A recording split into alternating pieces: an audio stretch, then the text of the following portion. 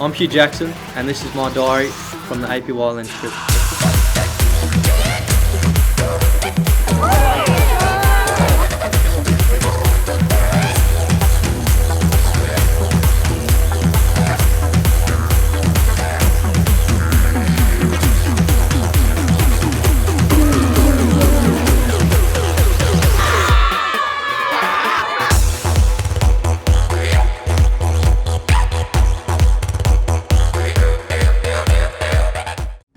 Day 1. Our group of Jeremy Finlayson, Powell-Pepper, Jed McEntee and myself were lucky enough to travel with Port Adelaide Community Programs team to the APY Lands.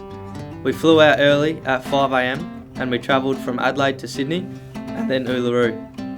Whilst at Uluru we met TJ Thomas. TJ was a wealth of knowledge and gave us an incredible guided tour of Uluru, explaining different culturally significant areas of the rock. TJ was careful to explain the importance of only taking what you need. The rock was awe-inspiring and the First Nations artwork was incredible. An incredible first day. We collected the cars and loaded up on supplies before embarking on a long drive from Uluru to the heart of the APY Lands. The scenery and landscapes were amazing, with lots of ridges and high rocky areas surrounded by far-spanning red earth. This landscape was a bit different to back home in Crystal Brook. Over the course of the trip, we would see donkeys, camels, different birds, and Jeremy even saw a dingo. It wasn't long before we left the bitumen and hit the dirt roads. Barely 10 minutes into the dirt road track, we had our first flat tyre for the trip. Being the youngest player and growing up from a country town, it was my job to change the tyre, no issues. Day 3, and we started the first of our school visits to the local APY Land community schools.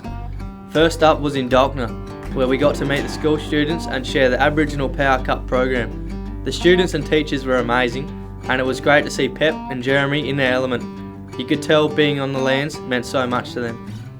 Whilst in Dalkna, we visited the local Cultural Arts Centre and bumped into Archibald Prize winner Vincent Namatjira. He was very generous, showing us around, and his artwork was absolutely incredible. Day 4 saw us travel to 2 big events in Ernabella. During the day, we supported PYEC in running a junior footy carnival. Teams from the APY Lands communities came to compete in some round-robin footy games, enjoy a sausage chisel and receive goodies from different groups including Port Adelaide. Myself and the other lads even got to try our hand at umpiring.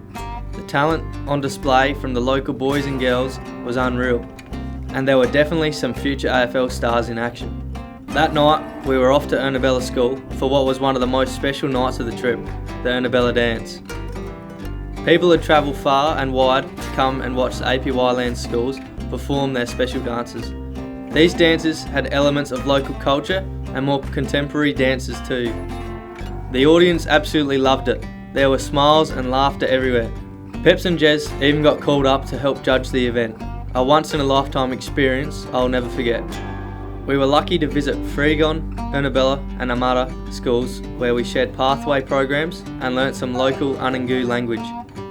Palya for hello and good, Malu Wipu for kangaroo tail, and Wandi for stop now. We were also lucky to be taken by locals and teachers to a special sand dune lookout at Wamikata where we watched the sunset and enjoyed some kangaroo tail, or Malu Wipu, cooked in the campfire. We shared stories as the sun set and the Wipu was delicious.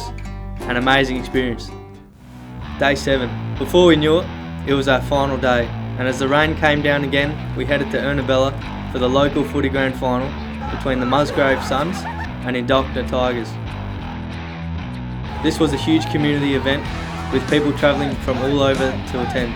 Lots of the cars were painted up in support of the teams and there was colour everywhere.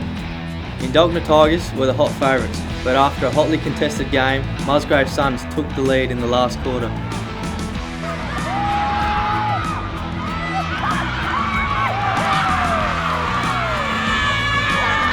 It was a seesawing affair, and in the last minutes, Indalkna Tigers took the lead to win the game by 5 points. Absolute scene.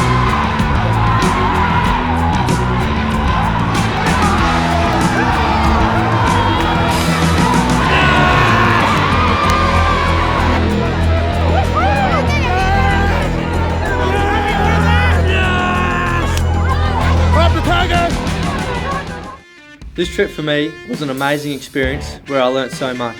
It was amazing to be in communities where culture is so strong. It was so special to meet the Anangu people and experience cultural practices like food and learn the Anangu way of life. It was amazing to see the power of sport and how passionate APY Lands people are for footy and for the Port Adelaide Football Club. On behalf of the Port Adelaide Football Club, we wish to thank the Anangu people for having us on their lands and the Bank SA Foundation for helping us take the Santos Aboriginal Power Cup program to the Anangu people. We can't wait to come back. Halia.